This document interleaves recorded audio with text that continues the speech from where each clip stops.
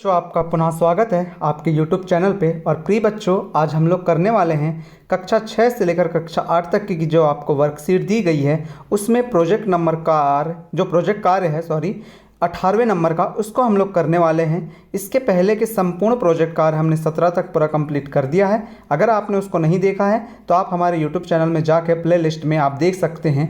वहाँ पर प्रयास पुस्तिका प्रोजेक्ट कार्य 2023-24 कह के और कक्षा लिखा हुआ है, वहाँ पर आपको पूरे के पूरे प्रोजेक्ट कार्य मिल जाएंगे। तो बच्चों, चलिए हम लोग स्टार्ट करते हैं। और आज का हमारा जो प्रोजेक्ट कार्य है आपके सामने दिख ही रहा है 18वें नंबर का प्रोजेक्ट कार्य है, जिसमें आपको करना क्या है, ध्यान से देखेंगे। यहाँ पर प्रोजेक्ट कार्य में 100 परिवारस्य वरिष्ठ जनान पृष्ट्वा भारतीय मासानां नामानि वासराणां नामानि तिथीनां नामानि लिखत। मतलब कि अपने परिवार के वरिष्ठ जनों से पूछकर आपको भारतीय महीने, वार, दिन मतलब और तिथियों के नाम यहाँ पर लिखना है। तो चलिए किस प्रकार से आप लिखेंगे यहाँ पर देखेंगे बच्चों। यहाँ पर सबसे पहले आपको वसा नाम मतलब कि मासा नाम लिखना है, मतलब कि महीनों के नाम लिखना है आपको संस्कृत में। जैसे यहाँ पर यथा मतलब जैसे चैत्र मासः कह के लिखा हुआ है, उसी प्रकार के आपको चैत्र महीना कह के, तो इसी प्रकार से आपको पूरे 12 महीनों के नाम आपको संस्कृत में लिखना है। यहाँ पर पहला नाम दिख रहा होगा आपको चैत्र, फिर दूसरा बैसाख, तीसरा ज्येष्ठ, चौथा आषाढ़, पाँचवा श्रावण, छठवां भाद्रपदा, सातवां अश्विनः, आठवां कार्तिकः, नौवां मार्गशीर्षः, 10वां पौषः। उसी प्रकार आगे देखेंगे आप लोग तो आगे आपको दिख रहा होगा 11वें नंबर का माघः और फाल्गुनः।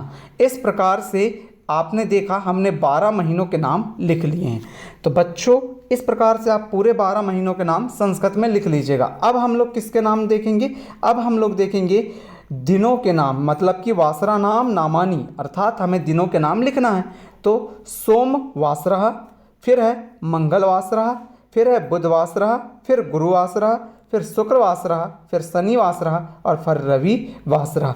हमने 1 2 3 4 5 6 7 इस प्रकार से क्रम में लिख दिया। आपके अनुसार आपको जैसा ठीक लगे आप वैसा लिख लीजिएगा। ठीक है बच्चों, अब हम लोग तिथियों के नाम पे चलें। अब हमें तिथियों के नाम लिखना है। तो तिथियों के नाम पे देखिए, तिथिनां नामानि मतलब कि तिथियों के नाम लिखिए।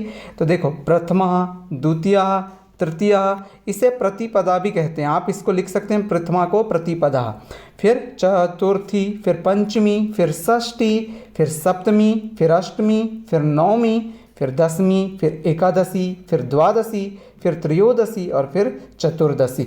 इस प्रकार से फिर अमावस्या और पूर्णिमा है, तो पूर्णिमा को शुक्ल पक्ष बोलते हैं, तो शुक्ल पक्ष। और इसी प्रकार हम अमावस्या को क्या बोलते हैं, कृष्ण पक्ष बोलते हैं, तो ये कृष्ण पक्ष। तो बच्चों देखो कितने अच्छे से हम आपको प्रोजेक्ट कार्य करा रहे हैं। आपको अगर बहुत अच्छे से प्रोजेक्ट कार्य करना है तो प्लीज़ चैनल को सब्सक्राइब कर लीजिए, क्योंकि आगामी जो भी आपकी परीक्षाएं हों, कोई भी जानकारी हो, आपको इस चैनल में प्रोवाइड की जाती है, बहुत अच्छे से बताई जाती है। अगर आप चैनल को बहुत अच्छे से सब्सक्राइब करके रख लेंगे और नोटिफिकेशन ऑन कर लेंगे तो आपको संपूर्ण जानकारी मिलते रहेगी। और बच्चों, टेलीग्राम चैनल भी ज्वाइन कर लीजिएगा, ठीक है, जिसकी लिंक आपको डिस्क्रिप्शन में दी जाएगी। अगर आपके कोई डाउट रहते हैं तो कमेंट कर लीजिएगा, कमेंट में हम आपको उसका सॉल्यूशन बता देते हैं।